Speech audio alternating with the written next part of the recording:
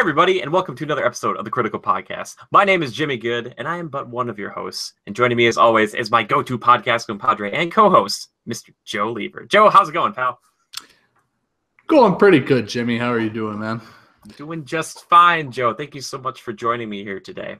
So I wanted to start off kind of getting into, I just want to dive right into it, Joe. We got news. We got big news. But before we do that, I just want to greet everybody. Thank you so much for stopping by. And to anybody who's new here, welcome. Joe and I do this every week, and we talk, the things that are the most important in our lives, movies and TV shows, and games and books. Maybe they're the cooking variety. I don't know. But that's what we talk about. And we've got some things to cover. First off, probably one of the biggest pieces of news, and ironically something we talked about last week as if Joe finding out about this game was the death of it. Scalebound. Scalebound. My bad. Yes. Unfortunately, I'm not trying to make light of a bad situation, but unfortunately, Scalebound has been canceled. A Microsoft exclusive game by Platinum Games, who you might know from games like Bayonetta or Nier and stuff, or the upcoming Nier Automata and stuff like that. Amongst a host of other things. But after showing you that stuff, Joe, I was like, Joe, watch this. Like, get excited about this. This is going to be kind of cool. They're like, and no. And we're still kind of waiting to hear exactly what happened. Microsoft released this statement saying, we're working hard to deliver an amazing lineup of games for our fans this year, including Halo Wars 2, Crackdown 3, State of Decay 2, Sea of Thieves, and other great experiences. And I believe earlier, Phil Spencer, the head of Xbox, was saying that it was just for the betterment of everybody. There's been a lot of rumors circulating about this, and we're not here to, talk about, what's happening behind the scenes. We don't know yet, but there has been talk that it had a troubled development, and they were having issues. They weren't making as much progress as they wanted to, and they just decided to pull the plug. So, Joe, after seeing this game and knowing about it for a week, how distraught are you? So, not one bit. Do you, man, look at this Superman hair, by the way. Not to get off topic, but, call me up, Warner Brothers. Clark Kent in the flesh. Yep, because Henry Cavill isn't good enough to get him out of here. He's not good enough. I mean, I'm way buffer. Come on. Definitely putting a hat on after this little talk. So, part of me thinks, okay, Microsoft looked at it like this isn't, it's not, yeah, there was money invested in everything, but it's by that studio, right? Mm-hmm. Maybe there's some financial assistance from Microsoft, but I think, they're not losing out a lot on the deal, and they probably looked at it like this is kind of one of those, I would say it's more of a niche game. I don't think it's as mainstream as something like Halo, where everybody goes and clears the shelf for Halo, right? Things of that nature. So I don't know that it's quite it's not like a sledgehammer blow to the top of the skull, right? So yeah. I don't know. And after watching the little bit of gameplay and the teaser I saw for it, it was a little cheesy, a little hokey. I hate to knock it, but yeah, it's interesting, and some of the art was cool, but that's about it. It's not. Yeah, it's like it doesn't amp me up. Joe's not losing sleep over this one. It had kind of a tone issue, I thought, where it was kind of supposed to be like this, medieval RPG-ish type thing, but then he's got the headphones and stuff. I don't know exactly, but the concern, Joe, is that Platinum Games has made some kind of mediocre games lately. I think Nier Automata is going to be good from the demo I played. I really loved it, but that's going to be on PlayStation 4, I believe. But people are concerned that Microsoft is kind of canceling and kind of ruining a bunch of their first-party games. Fable Legends was another one that was notoriously just kind of it was in betas and stuff, and then they just chopped the head off. They're like, we're done. We're not doing this. They pushed Crackdown 3 back. They kind of pushed a bunch of things back. And people are concerned that the power of Microsoft and the shift kind of that they're doing with this kind of PC and Xbox kind of cross-play is kind of them moving more towards a focus on that as opposed to getting first-party games or just getting exclusives to their actual console. But to me, and I know there's a question about this later, I'm not too concerned about it. They just opened up the Coalition, which is like a studio like made to make Gears of War games. So it's like they wouldn't open that up or focus on Sure. funding that if they weren't like, oh, we need to do this. And there's like 343 with like Halo and all this stuff. And it's like, I'm not too concerned. It's unfortunate. It would be nice to have a few more games, especially on Xbox, where it's like, well, we have this, or like they have this, but PlayStation doesn't, to kind of, increase their lethality, as it would. Well, yeah, exactly. It's competition between the two, and then, whoever has the upper hand at the time or can put the foot on the throat, so to speak, good for them. So I really do think like, I think this is kind of almost, it's a good segue into a question I think we have coming up here at the end of the show, but and I don't want to go out of order and jump into that right away. But Microsoft, I mean, as well as PlayStation, I mean, name a couple PlayStation, PlayStation only games that are insanely popular, Jimmy. God of War, Uncharted, The Last of Us. I don't know if you'd call Killzone that. It kind of was the Halo for a little bit of their first-person shooter kind of thing. And I've never heard of it, so it says a lot. I'm sure there are many, but those are like the ones that come to mind immediately. Those are like the yeah, exactly. So like when you think of Xbox, you think okay, Halo. I hate to say it, so Halo, Gears of War, what else? Call of Duty used to be it, but it's not that it was ever exclusive. It's just it was just earlier release for Xbox. Exactly. Right? And there was like Xbox Live was like more powerful at the time, and it was just a better service overall, whereas PlayStation during that period was free during like the PS3 versus Xbox 360 days. But yeah, I would say now for Xbox, it would be the two that you mentioned. And I think they're hoping, for some of these things like Sea of Thieves to be like a big deal. They've had a few like indie things here and there. It was like Ori and the Blind Forest. That was kind of, but it's not like, oh my gosh, I gotta get Xbox ready to play this game. Sea of Thieves, that's exclusive to which one?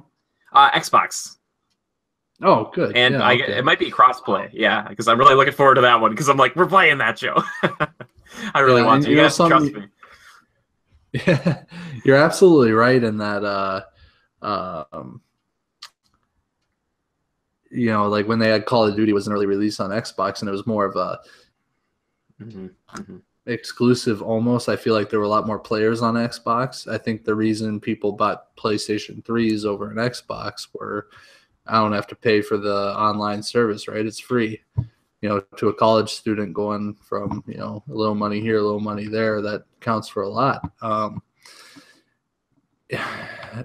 But I played on PS3 the first Call of Duty Black Ops a lot. And I remember there were a few times where we couldn't play online for almost a week. Oh, yeah. And that happened more than once, and that's a big downer. I mean, you buy that game for online play, and when you and your buddies are addicted to having little, competitions, it's like dang it, we can't play any of that this week. And it could be a bummer, especially on like kind of a down chill week. But yeah, I said it's interesting. I hope I hope that continues, or I hope Xbox maybe gets their clutches back into Call of Duty, and I hope Call of Duty starts to innovate more. But that's a whole different subject. Another thing, the big into investing in the EA games this year. Good on them. Titanfall 2, Battlefield 1. They really stuck a lot into that. And yeah, those games, I don't know. I'm not going to get into all that, but part of me is thinking, okay, Microsoft, your biggest title that has been exclusive to Xbox is probably Halo. And I really think that Microsoft still has the upper hand on PlayStation because of that. Plus Gears of War, I think that's, maybe a little more of a niche game, but I still think it's very popular to the masses overall. So right there, you have two titles to me that really seem to sound out over top of anything I hear from PlayStation. Well, that's because, you obviously are also not a person who enjoys or has really delved into some of those other types of games we're talking about. Because as much as, like Halo is a big deal, I'd say Halo out of probably both camps is like the one that stands out. But like God of War is like people are buying PS3s for God of War 3. Uncharted is like a critical and fan loved darling. The Last of Us kind of following. So between the two of those games, which I understand those are big games, and I've heard quite a bit about them. But between the two of those, you think they really have? You think that they really? Do they even top Halo alone? I just feel like, to me, like there are a lot of people like me out there that are more. I hate to admit this, but maybe I'm a bit more of a bro gamer, right? I enjoy my first-person shooters and online play and just kicking ass, right? As opposed to a storyline-based game where, God of War, Uncharted. Sure. No, I get that. Part of me thinks that there's people that like both those types of games, but when you have both those people addicted to one game like Halo, I think you're still going to outsell and outperform. So the one thing to me that I think is Halo ever going to die out? Remaking it over and over and keep going. Like we had Halo 5. What's coming next? Yeah, I don't know. Are they ever going to, scrap and say, okay, Halo was great. This is our final game. We're bringing it to a close. Here's the new deal. Not Halo. We're talking devil horns or something. Devil horn sounds great. It sounds like Doom, actually, at this point.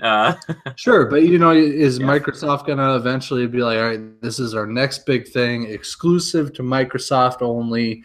Here it is. It's coming July 2019 or something like that.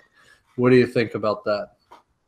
I think I think it goes in stages. I think they're banking off of certain games right now, and eventually they're going to come back with another big thing. And it just always goes like that. PlayStation, Xbox, they're doing their own thing. Well, the problem is because Call of Duty also has signed a deal right now with like PlayStation to be exclusive, kind of like flipping what they used to do with Microsoft.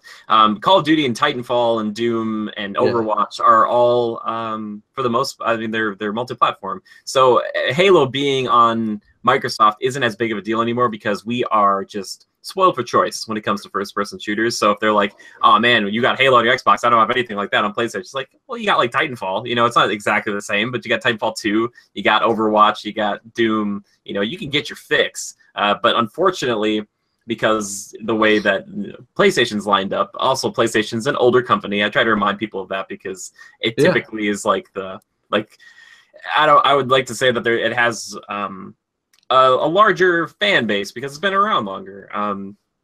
So they can play off our emotions and say like, hey, we're bringing back Final Fantasy VII only on, PlayStation. Like, oh my gosh. So that stuff is crazy. But Uncharted and God of War and stuff like that, unfortunately, right now, Tomb Raider had a timed exclusive with Xbox, but the Xbox doesn't really have a great solid answer to that stuff. And I think that's the concern, is that they're like, well, Uncharted is always a lock regardless. The Last of Us, God of War will always be exclusive for the most part, I think, to Sony and PlayStation. And right now it's like, well, it's like, hey, like Microsoft, what do you have? And they're like, we had Scalebound. And they're like, well, where is it? They're like, well, we canceled it. People are like, oh no, like you got to have this thing that kind of draws people in. And like now Sony's got that Horizon Zero Dawn coming up. It's kind of like their answer to Zelda in a lot of ways. So it's like, well, Microsoft, there's got to be something, eventually. They do have Gears and Forza, which both came out this year, which were both really good, I think. I didn't play Forza. Forza always wins awards, right? Yeah, Forza is like the car sim game. Like there are others, but it's just not. It doesn't matter anymore. Like even I, is not a big car enthusiast. I'm like, man, that's a pretty trailer. Those are some pretty cars, and they're like showing it like it's slow mo. They like get really close to them, like look at how detailed it is. I'm like, and the trailer is the game is just as good as the trailer. You start that game up, and it is like, it's like, wow, there's a freaking R8 in my living room. It's there's not much of a comparison to that game. I just here's the way I look at it. Yeah, maybe us as fans may be worried, or there's those people that prefer those types of games that Sony's just, feeding us and making us happy. But, these are companies ultimately, and what are they in this business for? Money. Yeah, it's true. And at the end of the day, that's the only thing that matters to them. And everybody's like, oh, look, Sony has this, Microsoft. What do you have? They're like, about let's see, about $250 million more and only one game. We didn't invest as much, but we made double, you know. Sure. And that's probably what they're thinking, I hate to say. So yeah, maybe we're worried that Microsoft doesn't have as many offerings, but there are so many diehards for, you know, a couple of their games that they have out. Main ones that come to mind, Halo and Gears of War, that we covered. And I just think that the numbers from those alone, you know, what they're seeing on the other camps side. So sure. And we don't know. think they're worried. Yeah. Well, you know, and from a business standpoint, we don't know exactly about with this specific case about Scalebound. You know, we're kind of, you know, taking this to the extreme and, you know, comparing it. But maybe it wasn't going to work out well. And having an exclusive tied to your name and it not being good is it's a PR nightmare, because it's like well, the last exclusive game you had was garbage, and you're like, I don't know. Why risk that? And, you know, you're not going to reap any benefits from it. It's only going to be bad for you and impact you poorly financially versus the investment that you put in up front. It you know, the bad doesn't outweigh the good there. Exactly. So, you know, maybe it was a good idea to pull the plug. And frankly, you know, I don't think they hurt a lot of people's feelings by doing so. I know there's probably a decent group out there that was pumped for it, but I don't think, you know, it's going to kill their, you know, nobody's bought an Xbox in months. I think we've sold maybe 3 at the Best Buy in Wausau or something. I don't know, you know, like I don't think it's going to be a big deal. So yeah, well, and also I don't think it put I don't know if it put anyone out of jobs. And I'm also not sure if Microsoft owns that IP. Like, there's always the chance that maybe Nintendo or Sony will come by and they'll be like, hey, if you guys aren't using, do you guys want Scalebound? And Microsoft's like, yeah, we don't want it. And it's like, oh, we'll take it. You know, like, that's fine. But we don't know. Also, it could have been a great game, and Microsoft might have done like a super evil thing. I don't know. We don't know at this point.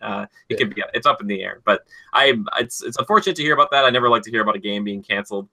Fable Legends was that way. I was like, oh, this is cool, and I got to play a little bit of it, and then they like canceled it, and it was like, okay. Like then they kind of shut down that studio, and I was like, I don't know what's happening. There could have been underlying issues there, like financial issues for the company itself or something. You know. Yeah.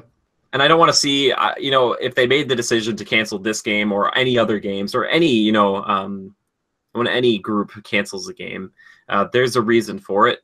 You know, and it is, like Joe said, it is a business. We have to keep that in mind. It does suck, but hopefully it's for the better, because I don't think, you know, Microsoft would be like, take something like this away from themselves and be like, oh, this will make us like stronger, and then like be like, oh, 6 months later, we shouldn't have done that. That was a bad idea. They want to be competitive, and I want them to be competitive, because right now they're Sony's biggest competition. And I don't want Sony. I never want to live in a world where there's just like one group making games, and it's just like, or like one console, and they're like, everybody makes games with it's on this one console. I like the competition. It's good. It forces each one to one up the other one, and that's what I love about it. And the nice thing is that happy customers means a better business for you. And stuff like this comes up and it makes you look bad, but I'm sure, you know, in the future they've definitely shown, both Sony and Microsoft have shown that they're willing to listen to people, because they're they don't exist without us. You know, they really don't, especially these divisions of these bigger corporations, you know, because like PlayStation is a part of Sony, you know, Xbox is a part of Microsoft. So keeping that in mind, I'm hopeful that one day, you know, maybe we'll see Scalebound in another format, but as of right now, she's gone, or he's gone. It's gone. I shouldn't give it a gender, but yeah, hopefully whatever they come up with Platinum Games. Nier Automata looks great. I don't think Platinum Games is going to be. I think they'll be a critical darling. I think it comes out in March. That game comes out in March. But anyway, Joe, switching gears here from games over to movies for a hot second. We're talking about Ben Affleck last week too, talking about how he was not really sure if he was going to direct Batman. And then the other morning I woke up and read this little bit, and it said, at first he said it's not a set thing, and then he said on Jimmy Kimmel, he said, I'm going to direct the next Batman. He explained that he's working on it, or we're working on it. And this little quote here, I think is pretty telling. He says, it's one of those things that really is frustrating, because like Live by Night took me 1.5 years to write and get ready, and I worked really hard. It's just nobody gave X would have deleted. no one was like, where's Live by Night? But with Batman, I keep getting, where's the expletive deleted Batman? And I'm like, whoa, I'm working on it. Give me a second. So it's like, he's working on it, and people are like really after him. Obviously, you know, with a franchise and a character as iconic as Batman, I don't think there was any way he was going to get out of saying like, yeah, I'm not really sure if I'm going to direct it. Everyone's gonna be like, are you gonna? You either are or you aren't, man. Just like don't mess with my feelings, you know. So I'm sure they kind of put him on the spot. So I think that's a good thing though, Joe. Like he confirmed, he's like, all right, you know, we're working on it. Like they probably, you know, Warner Brothers probably said, hey man, you can't be like, I'm not going to do this. You could still, like, he's like, I'm still going to be Batman. I'm not sure if I'm going to direct. And they're like, yeah, you're going to direct. Like, you can't not now, man. Like, we've tied your name to this. So you can't leave. But yeah, is that good news to you, Joe? Because it's good news to me. It's good news to me. I think Ben Affleck's recent track record for directing films has been pretty dang solid. You know, people have been happy with some of his work. So having his name tied to that part of the film, the direction of it, I think will increase people's confidence in it, especially people of maybe our age or generation. To the younger people, maybe it doesn't matter so much.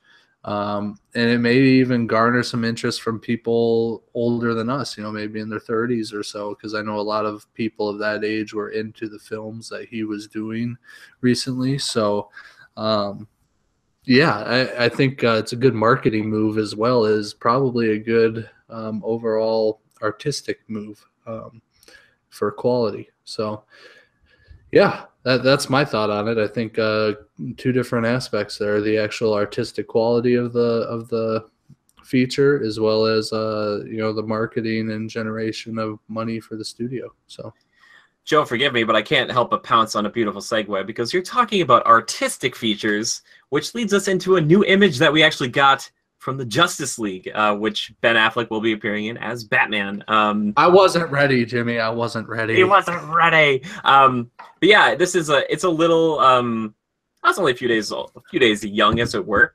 I will link the image down in the description down below, so you can look along with us here. We have a picture here to our listeners who, if you're listening and you can't for some odd reason, check it out at the same time. We have a picture we have 5 of the Justice League members. We have, from left to right, Batman, Wonder Woman, Cyborg, The Flash, and Aquaman, all coming out of what seems to be a ship or facility. There's like a door kind of lowering in front of them. There's a bunch of fog. They're all lined up. In formation. That's steam venting off the compressors for they run the turbine startup engines for the Batman Batwing jet. The Batman Batwing jet. That's a good name. No, it's not. It's the Wonder Woman's invisible jet plane or whatever. Oh my gosh, Joe, confirmed. We're seeing the invisible jet for the first time. Like, yeah, really, we're seeing it. Cloaked at the moment, you know. They got to see where they're stepping. They don't want to. Do you think at any time there was ever a thought where they're like, and maybe they're still going to put it in there, but like an invisible jet, and they're like, all right, so it'll basically be all of them, like, and for some odd reason they wouldn't be invisible in the jet, but it's just like all of them floating around like in space together, going at like Mach 3 or whatever, and they're all just going really fast, just kind of sitting, and they're just showing like an image of them, and it's like, this is them, the invisible jet. I'm sorry, it's just weird, and for some reason I don't want to see Wonder Woman with like crazy, insane technology because it just doesn't seem right for the character. They'll probably make a joke about that, like if Batman were to ever make her one, because we're not sure if she can actually fly yet in this universe, but it would be interesting if he like gave her one and he's like, oh, it's got a cloaking ability, and he's like, I wouldn't want you to lose it. Like, that would be a really fun nod to the fans. They'd be like, it's the invisible jet. But anyway, Joe, we kind of rip into these types of things in the past. We talked about Superman being on Small Girl and the look of him a long time ago, but I just want to talk. I just like 2 main things. I know you're gonna have a lot to say on this, but I want to get in first. Batman looks great. I think he's like armored, and it's not too much. He looks good. Yep, as he has in recent films. Yes. Batman vs Superman. I loved his new look. I thought, man, the short horns on his helmet look a little odd, and then all of a sudden I was like, you know what? I like them, and Yeah. I like the very gritty, almost organic look of the suit. It almost looks like it's kind of veiny and very texturized. I love that. Yeah, well, Really this one do. looks like kind of a meeting in the middle, a Goldilocks, as it were, between his regular suit he had in Batman vs Superman, and then like the mech suit he used in that film too, or that kind of like Sure. that armor he had. It's like right in the middle. It's like he's got plates on him, but from I this will shot, say, yes, it does look like it's a bit more refined and that it's updated, yeah, it which looks. is fine. He's changing as well as he's assembling this team in anticipation of changes, etc. So he's probably preparing himself, that sort of deal. So no, that's very cool and good way. Good on you for noticing the detail. Now that I really peer in to look at it, as you can tell, I'm really peering into the computer screen. Okay, you keep peering because there's one other thing I want to mention here besides Batman, who looks great. I'm not really sold on the Flash costume. We've seen it a few times now, and I gotta say, it's just too much. Like, what the heck are they even? There's like these weird, like, kind of cross, like, line thing. It's like I don't even know what it's made of. It just seems too much. It seems like it's too much.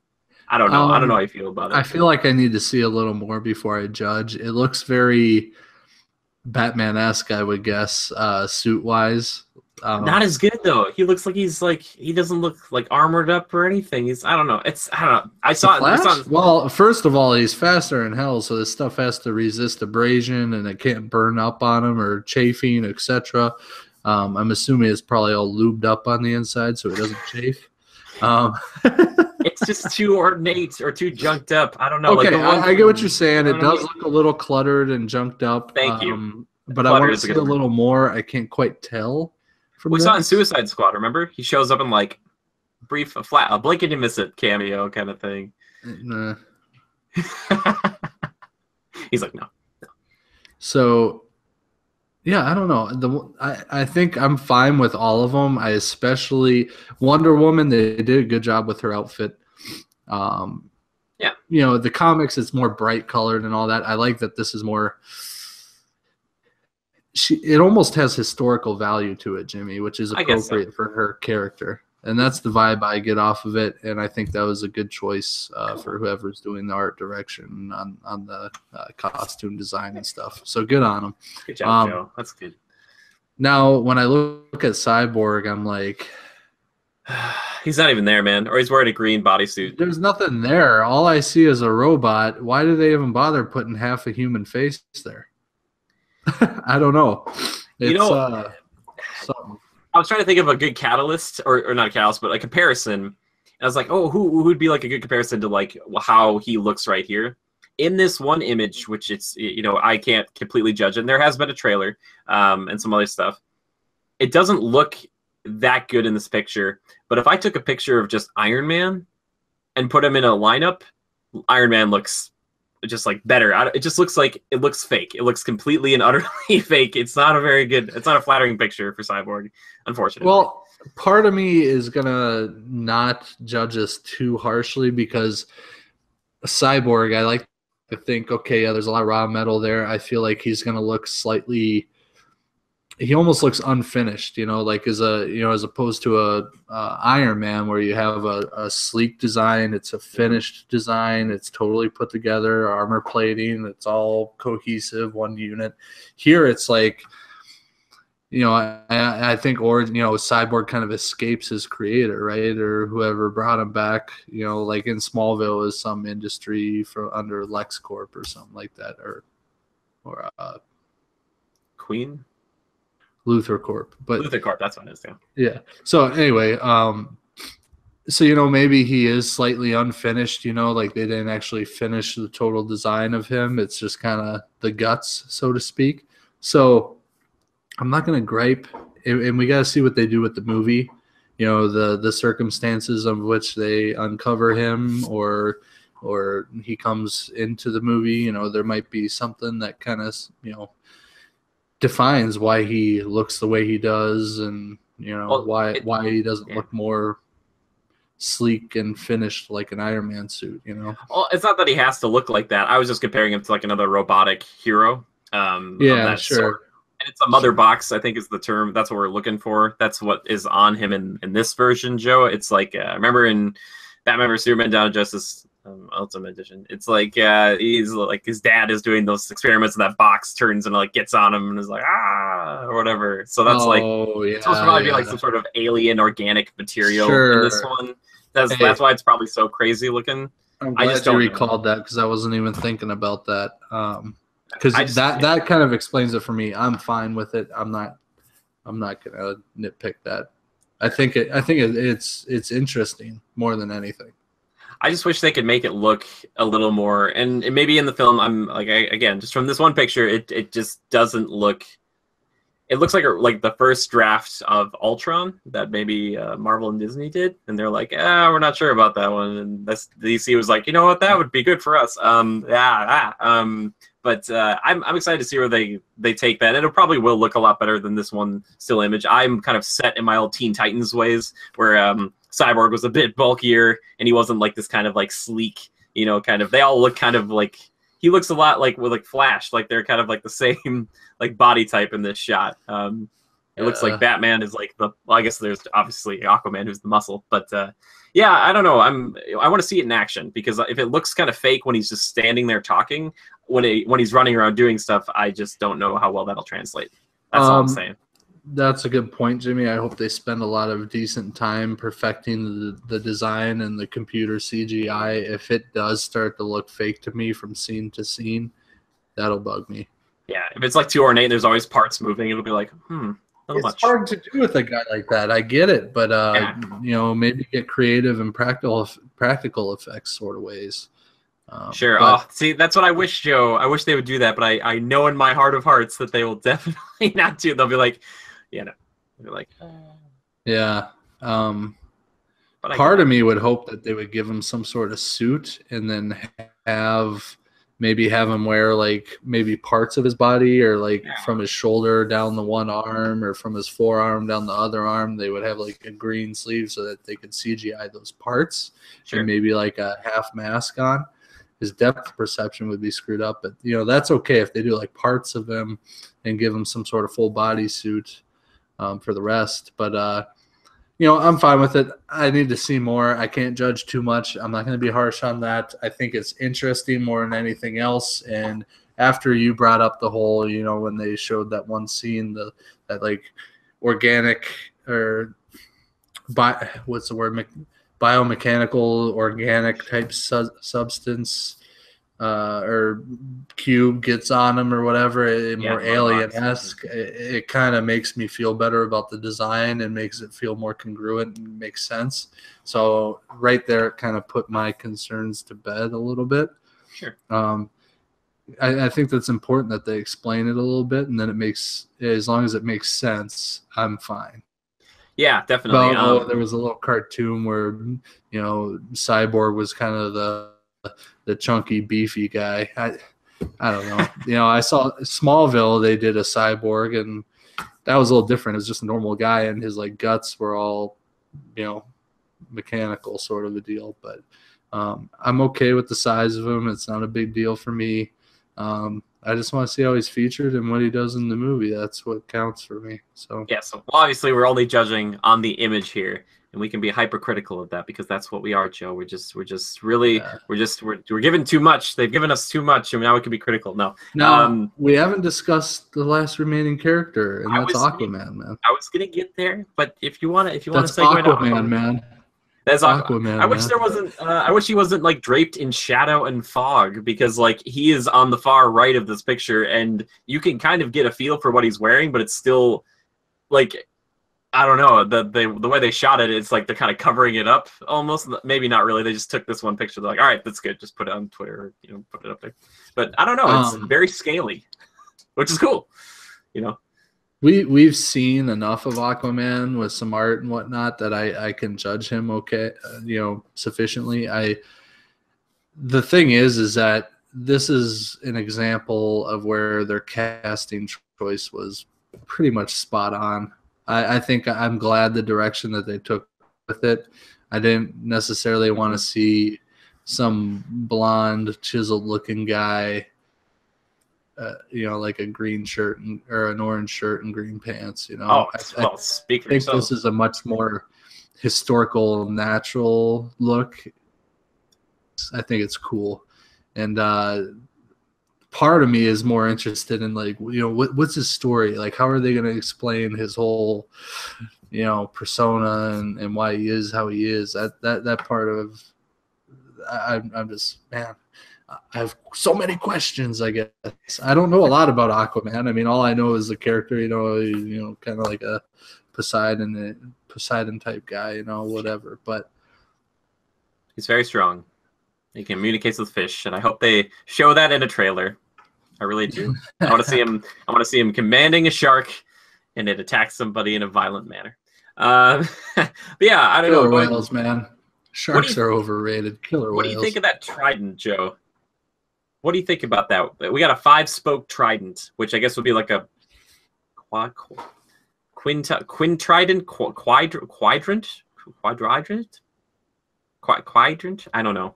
You know what I'm talking about there? Because so are you saying, you're asking, am I upset about it? No, I just want to know what you opposed think to about seeing it. the more symmetrical 2 shorter points on the side with a long single point in the center?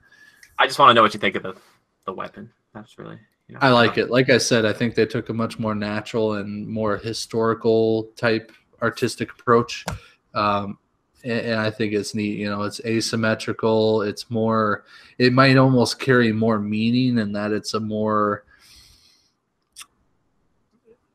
it's just got a natural appeal to it. You know, it's like something that, you know, he like is, how old is he? Is he a more historical figure similar to like Wonder Woman, or is he like, I was born in 1983 and I just developed these powers over time? And I believe he's half human, half merm or Atlantean. So I don't think he's eternal. I don't believe anyway. Sure. So picture an undersea world. You know, they're not going to be, you know, it's going to be a little more, what's the word? Unsophisticated, I guess. You know, so I like the natural vibe of it all. Sure. I think it makes sense to me a lot more than if he was to have very intricate and detailed, technologically type looking things. So I'm glad it's not like a big brass symmetrical trident. I kind of like this design. Well, we don't really know the color of his outfit because, again, kind of draped in shadow. I would like to see that. Hopefully we've seen video of him and stuff when Batman goes to get him and all that. I think he's got a much more earthy toned. He's just wearing like a sweatshirt, and then he throws Batman against the wall, and he's got like creepy eyes. He's like, I heard you talk to fish. Remember that? Yeah. So we don't really know. We got to see a good shot. Maybe it was in the trailer. Maybe I have to go back. But I don't know. Personally, for me, it's too many spikes on that trident. All right, it's confusing. It's like, why does he need so many spikes? I don't know. I'm interested to see how he uses it, and you know, I'm like curious. A tuning fork, Jimmy. That's how he communicates with the sea creatures. He's in the water and or he's on the land and it's tridents a few feet away from him, and he's like, I call for help, but I can't get to my tuning fork. He's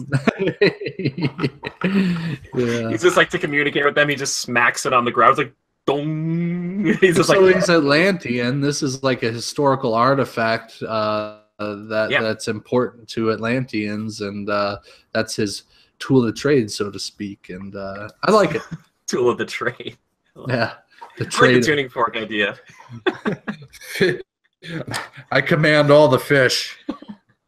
You run a fishing company, huh? Yeah, rough year for you, wasn't it?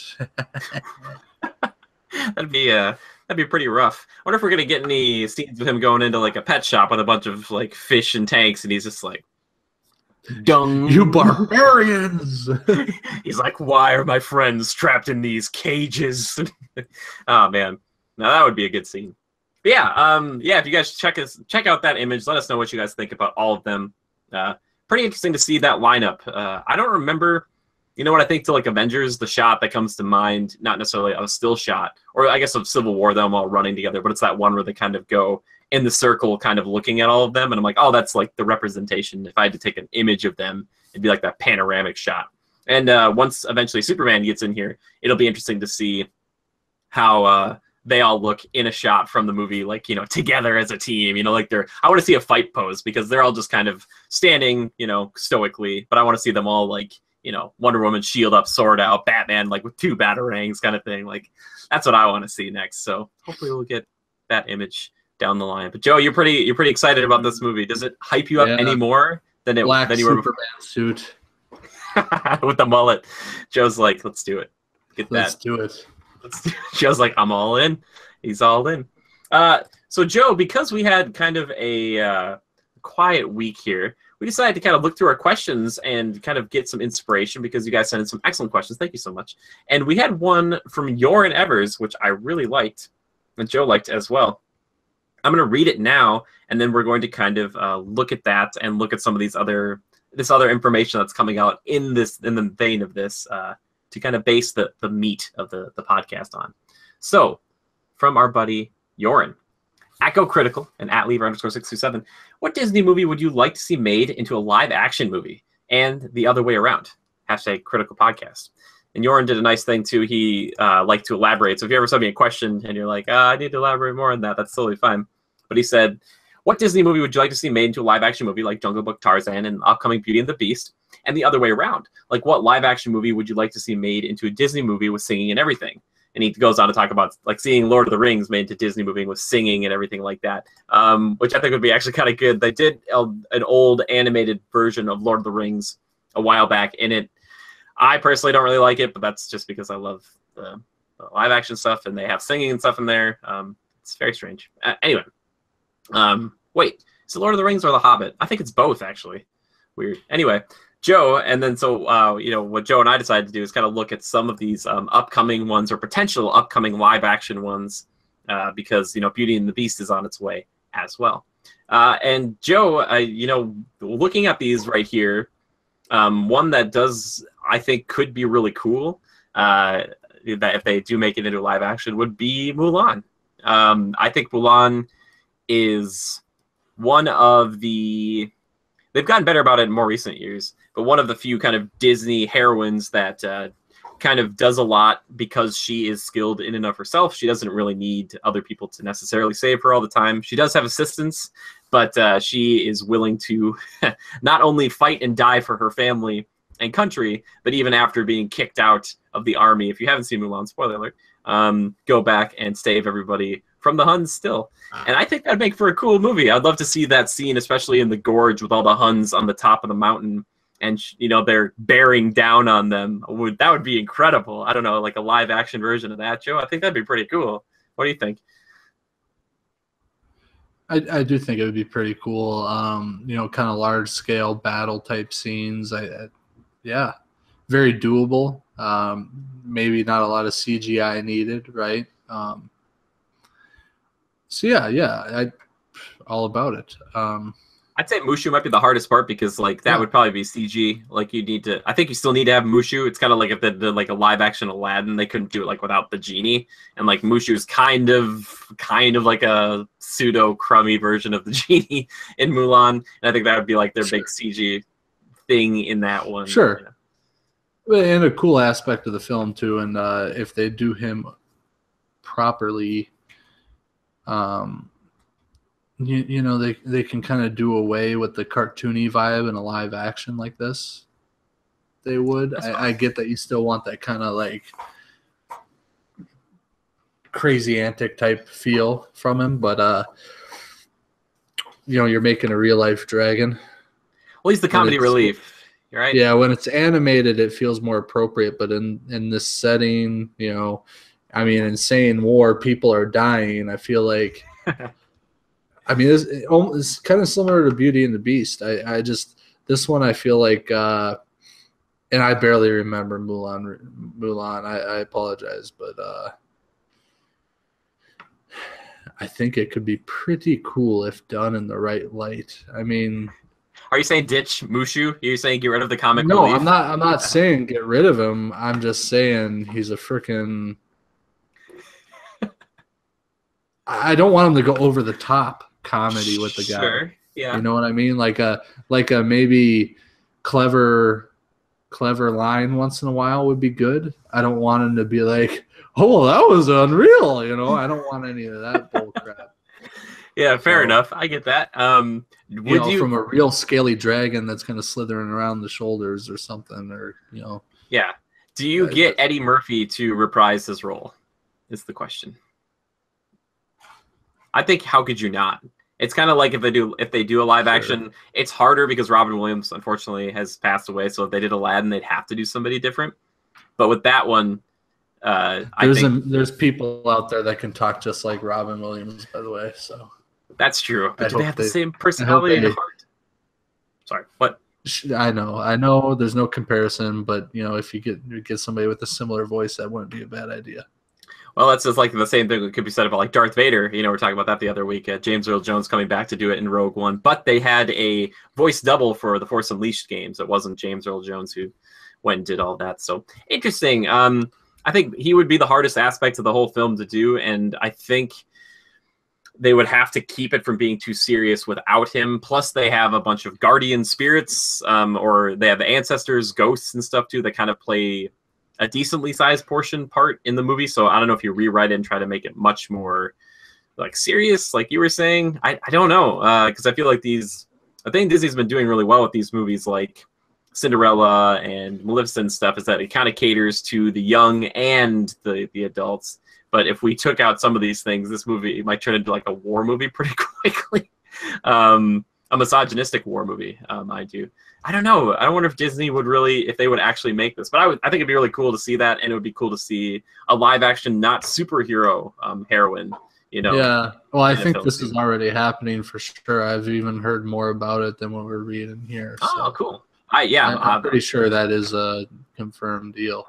Oh, I'm excited. I want to see how some of that stuff too, especially the third act, them being in like seeing the Emperor of China and that big palace and stuff. I wonder how they would shoot that. Like how they would fight the Huns. Man, I don't know. There's a lot of questions with this movie, but if they're gonna do it, I'm like, if Disney's gonna do it, man, I'm gonna be excited about it. Yeah. So that's the one you're most excited for? Is that how we're kind of doing this? Yeah, I think so. For now, that's the one from this list that, you know, to me seems the most like logical or seems like a good choice, you know, moving forward. But what's the one for you, Joe? What's the one where you're like, yeah, this is the one? So I'll get to it, but before I do, I guess I kind of want to go through a couple, just run down a few of the other ones that we haven't talked about. Obviously, everybody knows about Beauty and the Beast coming out here in March. Features Luke Evans, Emma Thompson, Ewan McGregor, Ian McKellen. Yep. Who's Ian McKellen playing? He's playing Cogsworth, which I'm not sure if that's a good choice. Personally, I've always liked the finicky Cogsworth from the old Beauty and the Beast. I love Ian McKellen. He's like my favorite actor of all time, but I don't know if that's a good choice. Ewan McGregor, though, Joe, I watched some behind the scenes. He was talking about being Lumiere. He's like, I had to do a French accent. And he was talking about how that was hard for him. And he said, like, I was trying to do it, and they were telling me to do it this way or that way. And he's like, and then I started sounding like I was from Mexico. I was like a Mexican. And so he's like, I guess. He's like, he couldn't do it. He's like, hey, I guess. So he said it was really bad. And he said, you know, having 40 people watch you behind this, you know, glass, and them all, like, after you do a take, and they're all talking to each other. And then they're like, yeah, excuse me, Mr. McGregor, can you try that again? Or then they all like start walking in there and be like, all right, here's how we're going to do it. And it's just, I'm interested to see how that performance goes for him. So good on you, Ewan. You're great. I love you. Yeah. So they're going to remake The Sword in the Stone, King Arthur, that whole bit. Which is weird. Cool. I feel like they've done a lot of live renditions of, like, we've seen King Arthur and stuff, right? And they're coming out with like a new King Arthur. There was one way back when, it wasn't a long time ago, but wasn't there one, the Knights of the Round Table or something? And it was like I remember some sort of snowy battle scene. The one that I think you're thinking of is the one that Jerry Bruckheimer did. That was kind of like Disney tied to it somehow, but that was the one with Clive Owen. And Keira Knightley, and like instead of Merlin being like an actual wizard, he was like like a crazy man out in the forest. Yeah, that was like a gritty like war movie as opposed to. Yeah, for sure. Yeah, so I think this one would be a little more whimsical. I think there would be a little more focus on actual magic being a thing as opposed to it being like there's not really magic. It's like just weird stuff in the woods. No, that's fine. Yeah, I'm all about it. Sorcerer fight. Cinderella, probably. I mean, that's an OG Disney movie right there. I think. I think we've seen live renditions of it, but I think this is more of a. It's already out. You know that, right? Yeah, there's a live-action Cinderella movie that Disney made like a year ago. Yeah, a year ago? It was like maybe 1 or 2, maybe 3 years ago.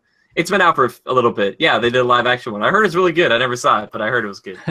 Okay, shows. Yeah, I apparently, when I was a kid, I've seen the movie, obviously the animated one, but yeah, apparently that shows how much I care in my older age. Well, they're remaking a bunch of them. It's not your fault. I mean, every other year it seems like Disney's like, we're remaking a classic, and you're like, okay, I get Disney. So when you read Aladdin, you're like, oh man, live action Aladdin, yeah, that'd be great. Well, here's the twist: they're not doing it on Aladdin; they're doing it on Genie. His like origin story or prequel to Aladdin, how he ended up in the lamp, and then it would lead to a live action Aladdin film. So, I mean, that's all right. That's cool. I think it develops on the story of Aladdin, and it delves into the depths of it a bit more and sets it up for maybe more down the road, which could be cool. Aladdin cool Origins play with it. Genie. Sure.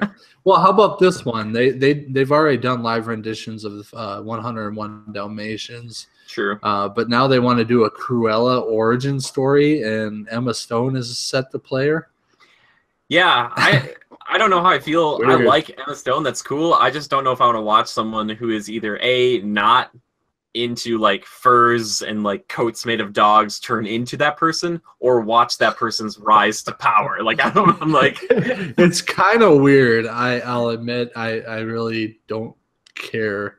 And Glenn Close was such a good Cruella back in those old movies. She was like spot on. Like, got it.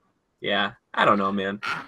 So here's one I didn't read into too much, but Winnie the Pooh was first animated by Disney in 1966. Since then, multiple animated projects have been released. Yeah, big thing for me when I was a kid growing up till you outgrow that somewhat early. But when I was really young, that was probably my big thing was Winnie the Pooh. Winnie the Pooh's so cool, man. Like every time when I go on that ride at Disney, like that song comes on, it feels good. Like Winnie, you know what the best thing about Winnie is? He's the leader of this group, basically. But he's an idiot. But he's got a lot of wisdom. Like he's kind of dumb, but he's like a wise kind of, and he's very sweet. He's very heartfelt, and he's very unsuspecting. He's just kind of like, like what? No one would. I just want some honey, man. I just want some honey. Yeah. So they're gonna do a live action adaptation that'll feature an adult Christopher Robin visiting his old friends in the 100-acre wood. I don't know. I hope this isn't true. Weird. I mean, that's not really something that speaks to me, to be honest, but I'm sure there's a lot of fans out there that'll see it, and then I'm sure the kids will get a kick out of it, but weird. You brought up Winnie the Pooh, Joe. Eeyore. Yeah, exactly. Eeyore just really depressed. He's like, where were you for the last, 15 years? And it's like... He's always really upset because he's got a freaking nail in his behind. That's very true. I still want to see some fan art of Winnie, Mickey Mouse, and Kermit. I've always thought they're the leaders of their respective groups. I've always thought they would be the three that would hang out. Mickey would lead. Kermit would be like, I'm not sure about this, and Pooh would just be like, you guys promised me honey, right? That would be their group dynamic. It'd be great. Peter Pan. So we've seen a lot of real life incarnations of that, but apparently they're gonna remake that. That's a 1953 film, but they're going to remake it. Apparently the same director as Pete's Dragon, which I cared absolutely nothing about. And Peter Pan, frankly, I don't really care about it anymore. I never really cared for it as a kid either. Well, Peter Pan's so cool, man. He lives on an island, and he's constantly attacking some poor, potentially old British, captain turned into a pirate who's all he wants to do is kill this little boy. I know it seems strange once you start talking it out, but I want to see live action crocodile. That crocodile could be really cool. And plus we've had Hook and we've had live action plays and stuff, so it would be interesting to see what Disney would do to make a twist on that. Sure. So. Pinocchio. That was 1940, you believe that? I do. Talk because about history. yeah, man. It's reportedly being adapted into a live-action version. Robert Downey Jr. is also planning a live-action reboot for Warner Bros. I don't like when this happens. Like everybody starts doing like, we're doing it too, and they're like, yeah, we're doing our version too. It's like, guys, please just. How does Warner Bros. Get their clutches on that?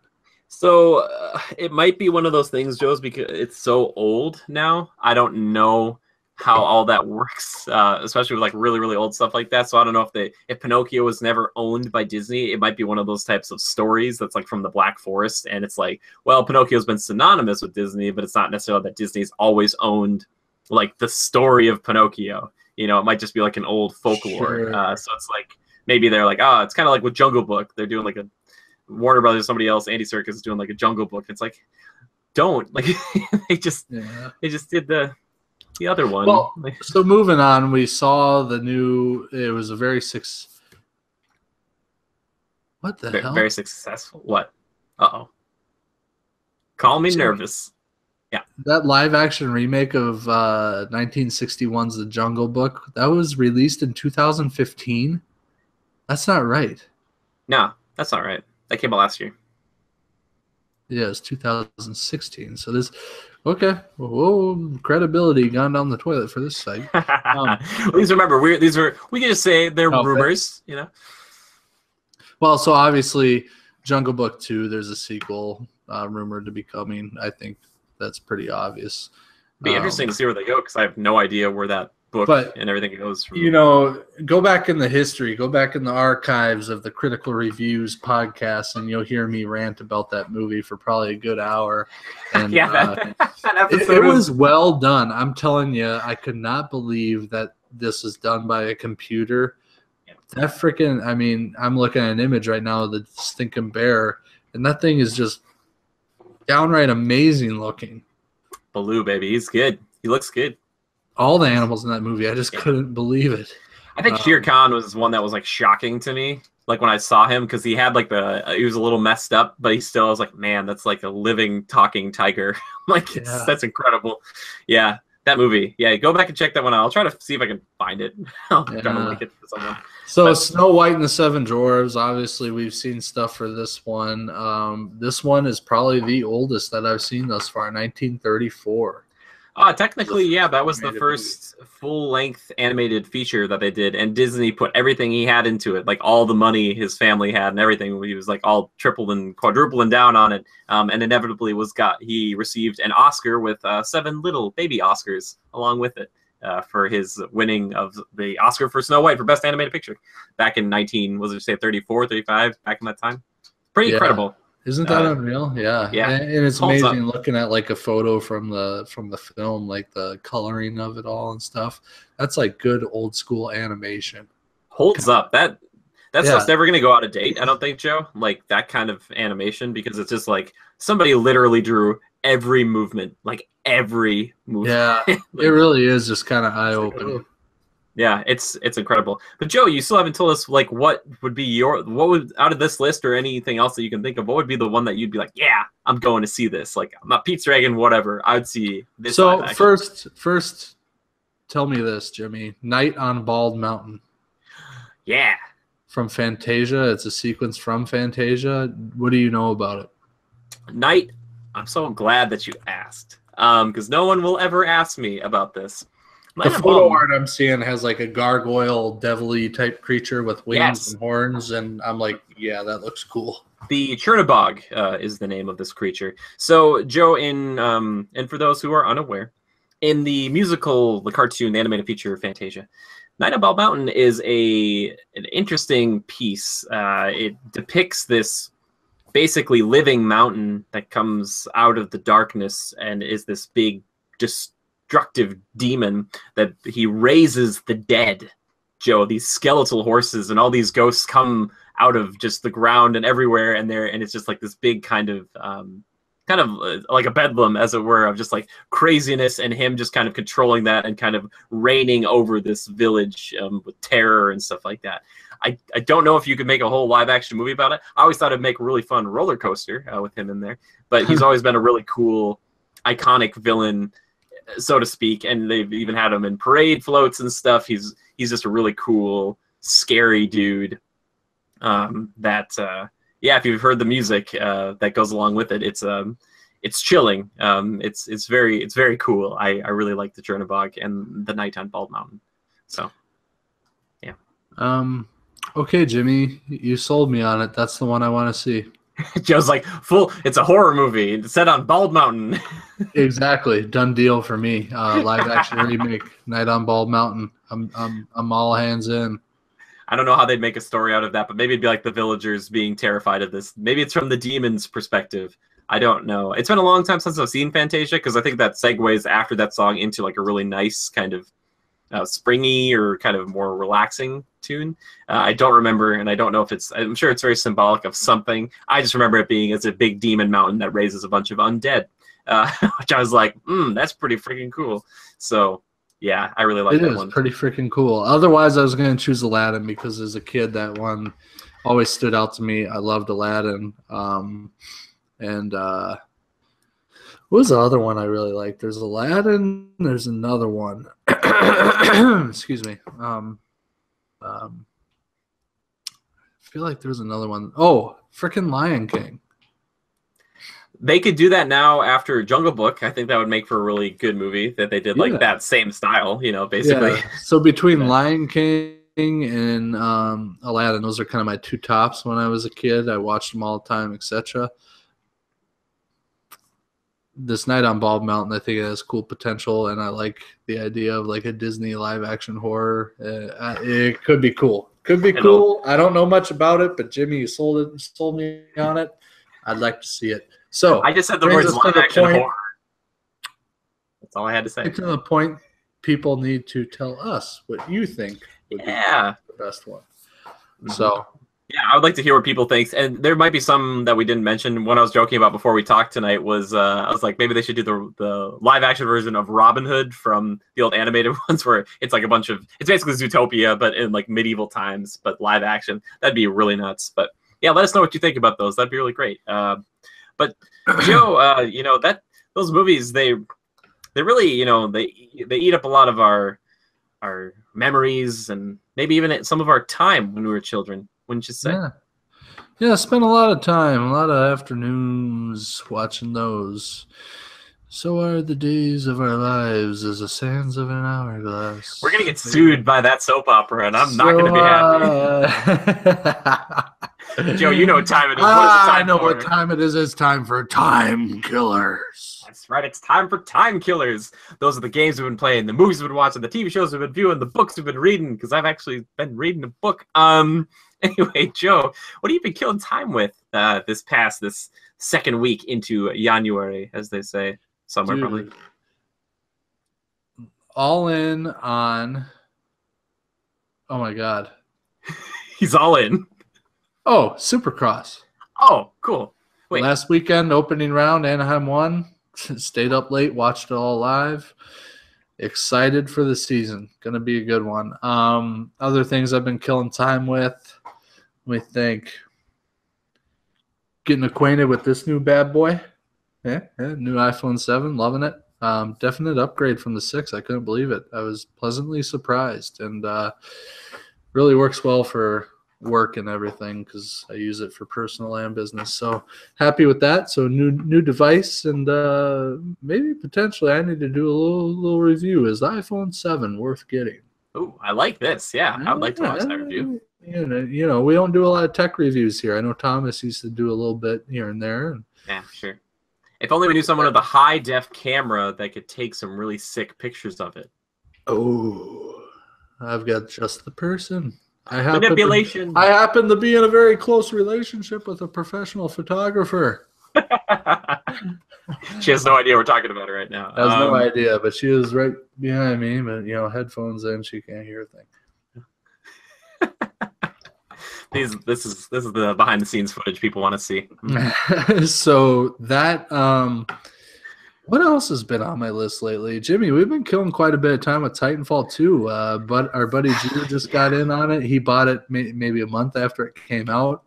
You and I didn't play it a heck of a lot for that first month, but since he got it, really get in there and we tear it up, don't we? I last think we've week been having fun. Yeah, last week we played a bunch without even Drew. I think it was just that like it ebbs and flows with like Overwatch, you know, like you're kind of like either one or the other, you know, kind of thing. You need that good palate cleanser, though, a little change of pace. I know it's not a total change in that they're both first-person shooters, but this one you don't have to think as much about composition of your team or who's doing what or where you're going to go or pathways to take. You know, you can do those sorts of things. You know, you and I like to say, well, let's take this path and circle around back and start flanking them, sort of a deal. But, you know, that's about it. Or let's get together with our Titans. It's not as complex as Overwatch where, like, you know, here's our tactic. We got these two. Yeah. But, yeah, killing a lot of time with that. Last weekend was a bit of a down weekend, so just played a lot of games. We were doing a lot of streaming last weekend. And I'll be honest, Jimmy, I'm hoping to do a lot this weekend, too. That'd be on the Critical Reviews channel, excuse me, for Twitch, as well as Jimmy_good on Twitch. So hopefully keep that dual stream thing going. Status, were we getting one or? Oh yeah, I have to get your address and stuff, and we got to get you some software. But then we should be good to go, and then we can see your beautiful face on the stream because that'd be excellent. Yeah, you know, last weekend, you know, shout out to you guys. I know you're probably checking this podcast out. You know, I know how Jimmy feels about this now. When you're Twitch streaming and all of a sudden you get a lot of interaction in chat, you get a lot of people viewing. That's great. And Battlefield 1, I streamed a lot of that on Saturday and maybe for an hour on Sunday. And why my girlfriend's addicted to it. It is fun. It really is. You know, I spent a little time off of it, and then streaming that day, I got back into it. I'm like, man, this is even better than I remember, and I'm glad I picked it up that day. So, yeah, killing a lot of time with that, and you know, this weekend's gonna be another down weekend for me, just chillaxing. So take advantage of it. Probably do some streaming, and yeah. So that's what's been on my list. I do have plans to pick up a book here shortly. For Christmas, I've been really into that show Fixer Upper on HGTV.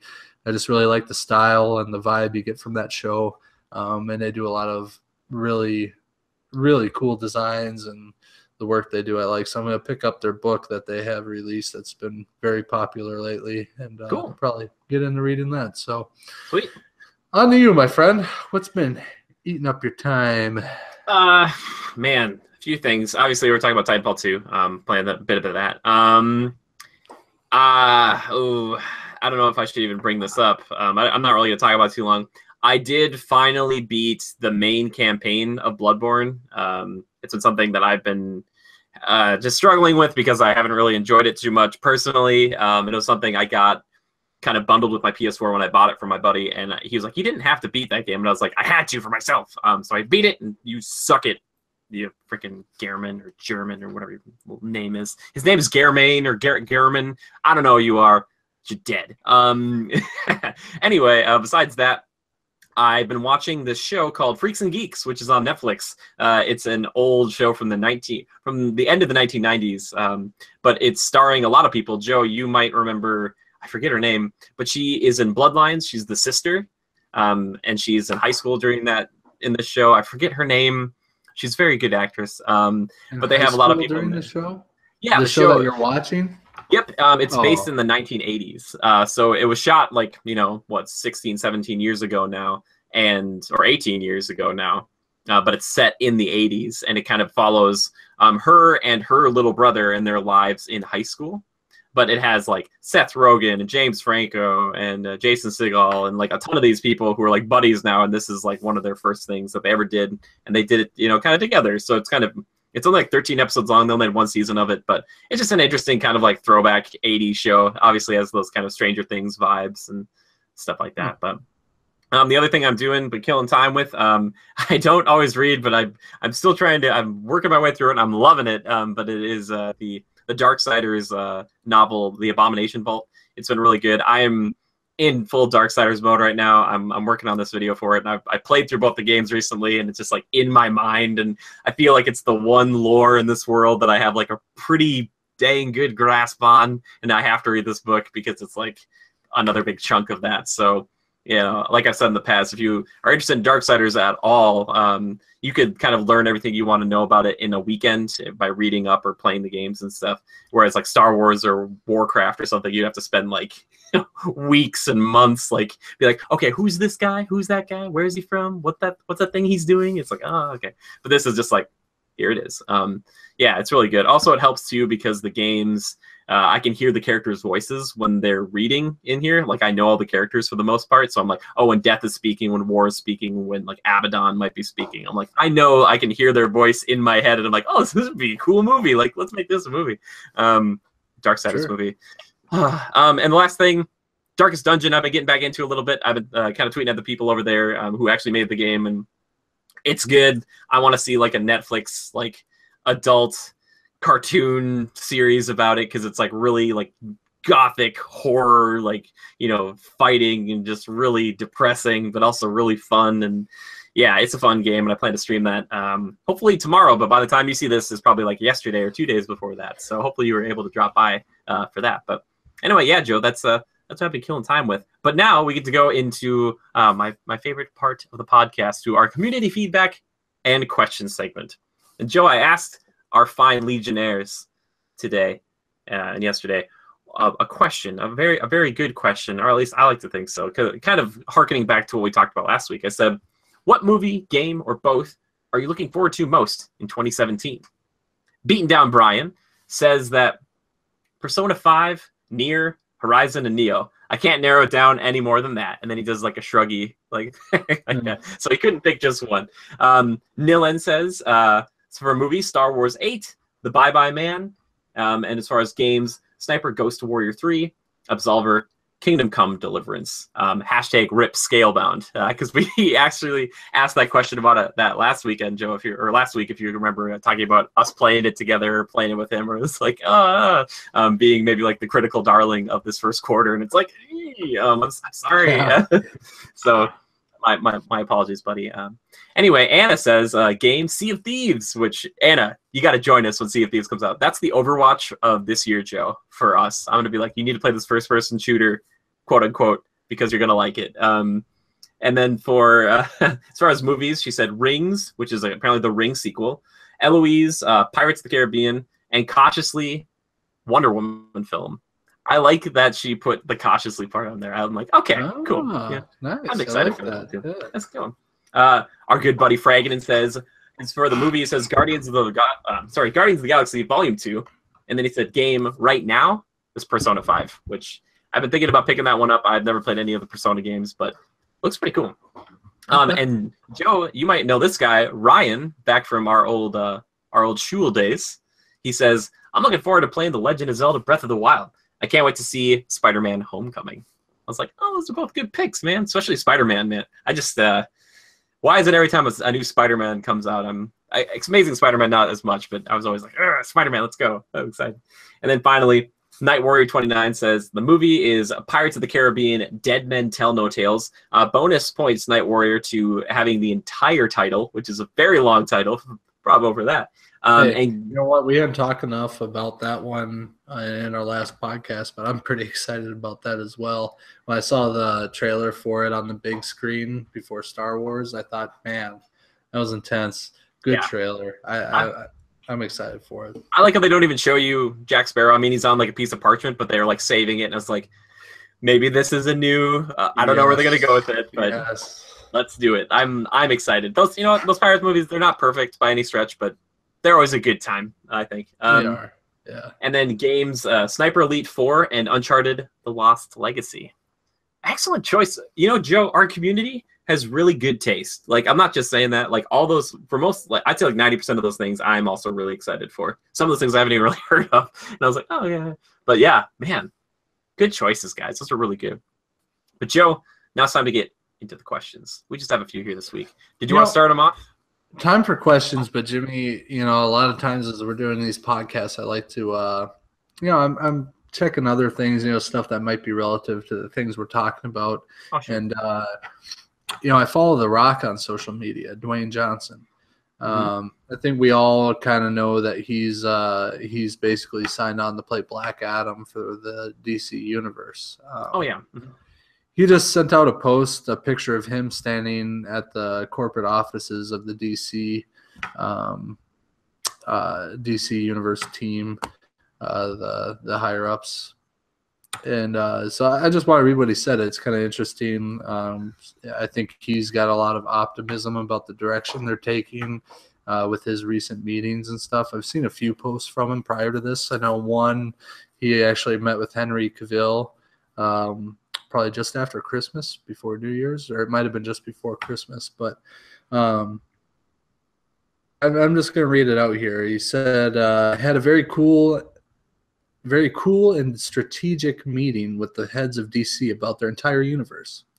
As a hardcore DC fan, to get a real sense of the tonal shifts and developments coming in these future movies has me fired up. Something we, as DC fans, have all been waiting for a very long time. Hope, optimism, and fun, all caps. Even when talking about the most ruthless villain / anti-hero of all time finally coming to life. Prepare yourselves, DC Universe. # Black Adam. Yeah.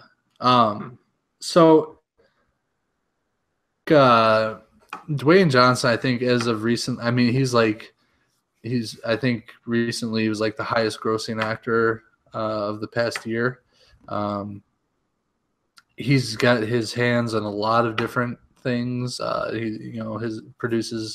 His company produces a bunch of different things. His own production company that he owns. Successful guy. He's got a good, savvy business mind.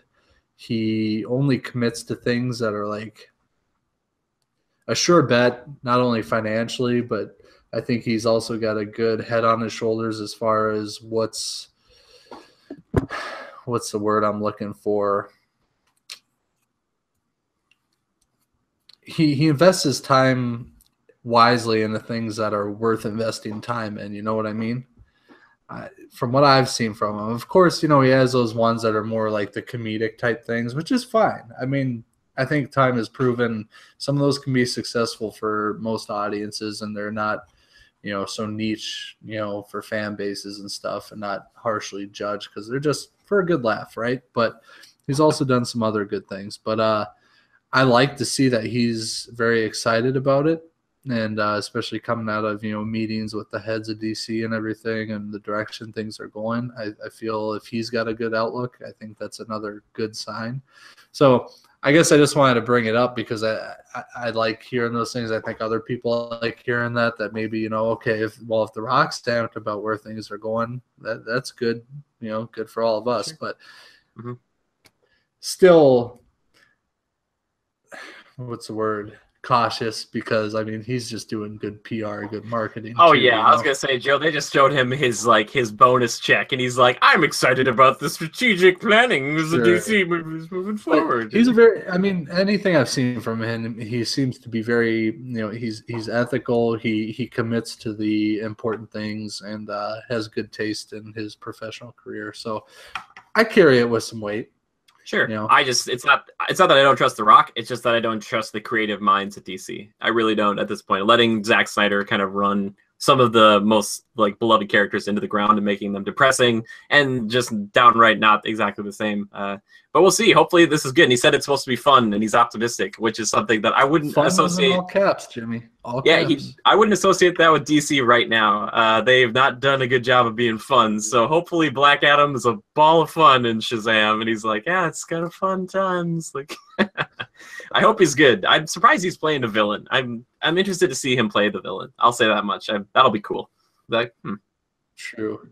That will be cool. That's something you don't see from him too often. Yeah, no, they're going to be we just need to put a black suit on him and he's good to go. He's just ripped out of his mind. You're like, oh my gosh. Yeah, that's cool, man. Thanks for the update. I like those type of update things. It's fresh, hot news. It's quick. It's coming at you. I like it. Thank you, Joe, for that. I like The Rock. I do like The Rock. I just saw him in Moana. He was all right. Singing was okay. Good shot. Anyway. First question, we already kind of answered this, though, from Nilend talking. He said, @GoCritical, @Lever_627. Any worries because of ever-shrinking lists of Microsoft-exclusive games to play? #Critical Podcast. I think we already talked about it. We're not too worried. There's so much cross-platform goodness going on right now. A lot of the things we like the most seem to be on multiple things. It's not like we're in one camp, or at least it seems like we, as a group, the two of us are more Microsoft. But I do have a PlayStation, and I love that too. But it doesn't seem like we're going to be, holding out, and we're going to be like, oh God, there aren't any games to play. There's always going to be a lot of good games to play. So yeah, not too worried about that. Night Warrior 29 says, at Go Critical, at Libra_627. What movies outside of superhero ones do you watch on a regular basis? And what movie genres will you never watch? #Critical Podcast. Well, Joe, you want to take this one first, or you want me to? Because you know me. Yeah, let me add him. Superhero movies, I'm passionate about them because they're entertaining, they're engaging, they make you dream big. It's kind of like you always watch those movies. It's like, oh, I put myself in their shoes, right? I wish I had this or that, and what would I do in that situation? Okay, great. That's what makes those really fun. They're also a feast for the eyes, one of my favorite terms. We'll patent that, Jimmy.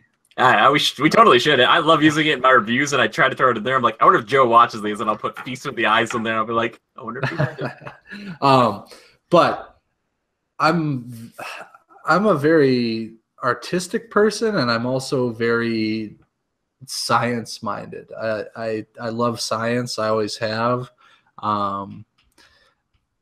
So I really get sucked into sci-fi type stuff.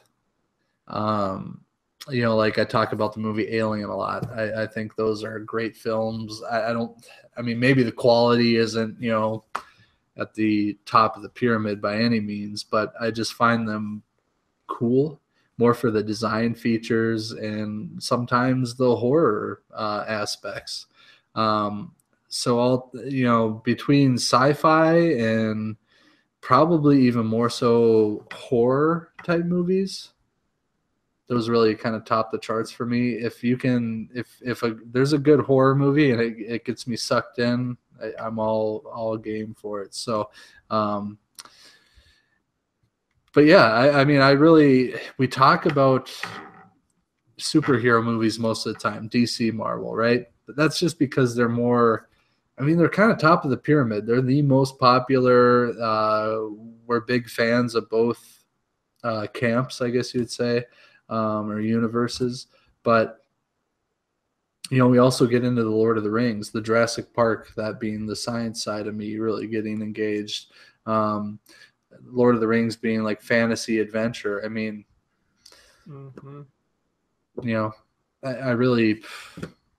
don't hone in on just superhero. I just think that there's a lot of news and banter surrounding them, so they tend to make our podcast discussions more often than not, as opposed to the others, which are more, they're few and far in between for the most part sometimes. So, yeah, I don't know. I enjoy a good variety of things. It's like my taste in music. I listen to a bit of everything, mostly metal, but, I'll listen to country sometimes, or even a little bit of rap. So, what was the other thing I was going to say? I've even been known to watch romantic comedy now and again. Sometimes sometimes they're very cleverly done, and I love the way storylines come together. So I'm not beyond watching one of those, and I'll admit it. Yeah. But just for the record, I'm a man's man. I'm manly-ish, I got the beard to prove it. Is there any genre that you will never watch, though, Joe? Yeah, so that's a good part of the question. Is there a genre I would not watch? I'm trying to think. For example, Jimmy, what comes to your mind? That's easy. For me, it's horror, because I'm a big scaredy cat, and I'll tell you why. I've probably said this on the podcast before, but if you don't know this about me, I can't let it go. Like, if I see something, if I see a disturbing image or series of images or maybe 2 hours worth of terrifying images, I can't let them go. They're in my mind, and I can't, for the next 2 weeks, it will be in my thoughts constantly. Like, I can't, and people are like, well, Jimmy, it's fun to see a horror movie because it's so much suspenseful, it's so scary, and you get all thrilled and stuff. Those are stupid people, because it happens when they walk out of the theater, they forget about it right away. No. For me, it is the new reality. I know it doesn't. It's not real. I know that like that kind of stuff. Like I'm not worried that a lichen is going to jump out and bite me. But the thought of it potentially happening, or someone dressed up like that, stays with me. And then I always think, what if somebody pranked But me? you can watch those movies. I think you're talking more of like, Sure, yeah. For example, like Insidious. I remember I had never seen that. It had already been out for like a year or something. And it was funny. Me and a bunch of college buddies were, one of the guys had a big screen TV in his room. So it was like just a chill few hours before we were all going to, hang out and party or something. And we're sitting there watching this thing. And, it's dark in there. And I've never seen a bunch of guys get up and turn the lights on so quickly is when they do the, piano music with the devil or whatever. And he's running through the house chasing them. I was like, that movie got me. I won't lie. Now that I look back on it, it was a little hokey. But in the moment, not having seen it, it was like, shit, Yeah. So I get what you're saying. I mean, some of those movies, if they're well thought out and realistic and done well enough, they get me. Or like movies that are more based on potentially could really be a real life deal and not so ghostly or monstery, but like Texas Chainsaw Massacre or something of that nature, where it could be like a real thing. People get stranded on the side of the road and come across this house and then they're getting slaughtered. That's almost like grotesque horror to me. That's stuff that gets me the most. But yeah. No, I get what you're saying. But man, I'm here for you. If we watch them together, don't worry. You're not you're a state away, Joe. And also, if you like horror movies, I wasn't trying to say that you were stupid for it. I'm saying the people I've watched these movies with, they're like, "Well, it's all right, Jimmy. Don't think about it." It's like that's because I just assume they won't. They don't have the brain power for that imagery and the thought processes that stick with them. Joe, I feel you, man. I feel you read my mind. I was like, I'm not going to say this because it's going to sound really mean. And then you said it for me. I was like, brain capacity was the phrase. Dude, and I was like, I don't mind being scared. I'll admit, like, I get those same vibes. And, like, before I didn't live alone, or before when I did live alone, I would watch horror movies. And then, it'd be like 1 a.m. on a weekend, and I'd like go to bed, and I would think to myself, okay, feet tucked in, can't be hanging off the end of the bed, blankets wrapped around me, because that's going to save my life, right? Yeah. That's my protection. And does that shadow on the door look like a person hanging from it? What is that? Your mind. It doesn't matter if you think or whatever. Your mind can start to develop things just based off of how it's been thinking for the past hour and a half or 2 hours, and it'll play tricks on you and it'll wonder. But if you're smart enough to tell yourself, well, come on, that's bullshit, just But yep, I know. I tell myself that. I just I don't derive entertainment from scaring myself. I've witnessed real horror in my life, and I'm like, you know what? I don't really want to go back to things like that. And then some of these movies bring up that kind of that flight or fight response, and then I just that for me. I like movies that have suspense in them, and a perfect example of ones that do and aren't scary at all. Even though no one's going to get hurt or really die. Some of the Mission Impossible movies, like Ghost Protocol, Tom Cruise climbing on the side of that building. The first time you watch that sequence, especially if you get to see it on a big screen and stuff, regardless if you are afraid of heights or not, there are moments where you're like, this guy is a dead man. He's going to die and fall to his death. And when you watch behind the scenes features of him actually out there, I can't imagine that there weren't 20 people just like me thinking, we're going to kill Tom Cruise today. He's going to die out here. We're going to be responsible for this man's death. So I like stuff like that where there can be suspenseful moments, even though I know that hero's going to be fine. They're not going to kill off Ethan Hunt in one of those movies, but I just don't like seeing it. I also don't like watching people get brutally murdered. I know it seems strange because it seems like a lot of times I'm like, oh yeah, Gears of War, chainsawing through creepy monsters and stuff like that. But I don't really like to people getting sawed. The Saw movies, I'm not really into that kind of the Saw movies don't do it for me anymore. That's more just gore and just plain almost stupidity to me. Yeah, it's just Texas Chainsaw, that can be more thriller, but yeah, or Scream. There becomes a point where it's a little bleh, but yeah. I don't know. A lot of me, the reason I kind of gravitate towards that genre a little bit, Things like Underworld too. Not Awakening. Let's just leave that one out of the group. And I haven't seen the most recent one, so if you have, let me know what you think, because I don't know whether to see it or not, because I saw really bad reviews, and I might just wait until I can get a bad rip of it. And you mean rent it from a red box near you? Exactly, which is a bad rip, because those things are a ripoff. Well played. You've done it. Anywho, I really get enthralled in the environments, the settings. I think that's really cool. Hence why one of my favorite movies of all time is Sleepy Hollow with Johnny Depp. I loved the setting more than anything. It may not be, Johnny Depp was a quirky and interesting character. He did a good job with that character. I'd like to see it done in a different light as well, but it was well done. But sure, it's not the greatest movie ever. But I almost went into, for the longest time, I gravitated towards, man, I should go into a set design career or something, for TV or movies. And that was one of the things that inspired me. I mean, that little village kind of on a hillside in a gloomy setting with fog and dead trees and stuff. I just thought it was intense and picturesque in its own way. Motivated me. So a lot of these movies kind of do that for me too. So, and I'm always thinking about ways that they could make it creepier, more fitting for the story. And so there's all those parts of it. I love it. So. But Joe, we haven't gotten to the crux of this question. It doesn't sound like there's a genre that you will definitely not watch. It sounds like you're kind of open to all of them. Yeah, I really am. I'm trying to think. Is there one that is off-putting that I really could care less about? How do you feel about musicals, Joe? Okay, there we go. That's the one that I won't watch. This is so good. Oh, it's good. You're not into musicals? That I don't care for. Okay. Yeah, that's Fair not enough. No. I don't really watch a lot of animated movies either. I don't know that it's that I've outgrown it, but I just don't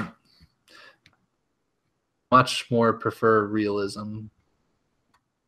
Sure. Well, that's cool because I'm the opposite way. I love animated films. I saw Moana and I was like, this is incredible. This is a lot better than some of the live action stuff I've seen this year for sure. I'm like, this is really good. But yeah, I guess horror is the only one for me. I love musicals though. I think there's some really The Producers and Sound of Music and West Side Story, some really good ones out there, Joe. Maybe we'll sit down one day, we'll watch a horror movie and then a musical to offset, and then a little bit of both. But yeah, and besides, in the beginning you were talking about this, the first part of the question, if I were to be asked this, about movies I'd watch outside of superhero ones that I watch on a regular basis. Joe kind of hit them. They're the same ones pretty much, Lord of the Rings, Jurassic Park, if I can. I think a lot about that intro to Jurassic Park. I think about how that's all done and how masterful that movie still seems to me. Absolutely. It's just... Oh, God, it's great. Classic. I get goosebumps from that. I get goosebumps from the opening of Lord of the Rings, which is just a black screen with Kate Blanchett as Galadriel telling you this stuff, and you're like, what's going on? Who's whispering to me in Elvish and then in English? I'm like, what's going on here? I love that. And another one that I would watch on a regular basis, I haven't watched in a while, but Revenge of the Sith, as far as Star Wars films goes, my buddy and I constructed, I have it on this whiteboard here. I'm only going to show it for a brief second. We ranked them. And it's a very unpopular opinion, but Revenge of the Sith hit me at a time in my youth that was perfect. It has the most action. It feels like a culmination film, and I absolutely adore Ewan McGregor as Obi-Wan. I really want that standalone film. Please, Disney, give it to us. He wants to do it. He said he'd make 2 of them. That'll make you $1 billion between the 2 at least, if not way more than that. Please, thank you. But yeah, those are the movies I probably watch on a regular basis. I'm just looking at the ones I have here. Another one, The Incredibles, probably my favorite Pixar film. That's one I like to watch once in a while too. That's a good movie. That's one of the best superhero films, but that's superhero films, so I guess it's... Hone in on it, Jimmy. Besides superhero films, what are you most gravitated towards? Besides superhero films? Movie theaters. It's a great weekend for movies. There's a ton of different genres in there right now this weekend, but there's nothing for superhero type stuff, Marvel, DC, or otherwise. which of the genres that are available to you at that time are you going to pick over the others? Well, because you said a lot of specific movie names. What is it? Yeah, I think it's things that either they're obviously just really what I would call entertaining to myself that kind of make me feel, good in one way or another. Not that Jurassic Park makes me feel good. I like that Jurassic Park asks you questions without directly asking you questions. As a man of science myself, it's not about, that movie is not about can we make dinosaurs? It's should we make dinosaurs? And there's a lot of ethical stuff in there, but they don't force it on you. It's not like some of these other movies where they're like, well, it's a thinker film, so when you leave the theater, you have to be thinking. Jurassic Park never does that. It's got a lot of intelligence behind the guise of an action film, kind of. And I really appreciate that. So what genre does it really fall in? Is it kind of sci-fi action? I'd say action adventure, probably. Sure. Because it's like an adventure. With a little bit of sci-fi in there, generating dinosaurs and all that. But I mean, with today's technology, technically with some of that info, we could probably get close to doing something like that. But we're getting closer every day to my pet velociraptor named Sharpie. But as far as that kind of stuff goes, I like sci-fi stuff, but I like action stuff. So like a combination is usually something that I like. Action, fantasy, adventure. I mean, I know Lord of the Rings is big for you. If there's anything like that in the theater, I know you'd be on it pretty quick. The problem with that, though, Joe, is I was thinking that, but they're usually so lackluster compared to other like top tier fantasy films that if they have one that just comes out, like The Seventh Son or something like that, I'm like, I just don't even want to see it. I'm just like, because I already know, like, not that after seeing what I think is like the platinum standard for any of these genres, that I can't see another one. It's just that when I look at some of these, I'm like, I can tell that this was made not out of necessarily like love, but because of like, it was just, they're like, we got to make a fantasy film with starring Vin Diesel as a witch hunter. I'm like, I just don't want to see this. Oh, sure. Yeah. So there's exceptions to the rule, right? Yes, there definitely are. I can't think of a ton offhand right now, but yeah, Joe, I'd probably say something. Also, if I'm at the movie theater, I want it to be a little more action centered or boisterous because I'm paying good money to be in a theater that I don't have personal access to. So like getting like the sweet sound and like the big screen, like that's why Star Wars is like a movie, like a cinema movie, or Lord of the Rings. Like you can watch them at home, but it's not the same because when you're sitting there in the theater, you're like, this is incredible. Like that's the type of stuff I like to go and see in the theaters. If that helps answer your question, and that's why superhero movies right now. That's like those are other like theater movies. Like you should see them in the theater because you're like, wow, that was incredible. So yeah, I like to be blown away. I like to walk out of the theater and be like, whoa, because again, like the horror movies, I'm thinking about that the whole time, and then I'm thinking like, how did that make sense in that fight? Like, oh, because he did that, and they talked about that. Okay, gotcha. And I'm like, kind of like researching it in my mind as I leave the theater, and I'm dissecting it and stuff. So, yeah, man, good question though, Night Warrior. That's an excellent question. Talking about James Bond earlier before the podcast, and here I am doing my Sean Connery impression.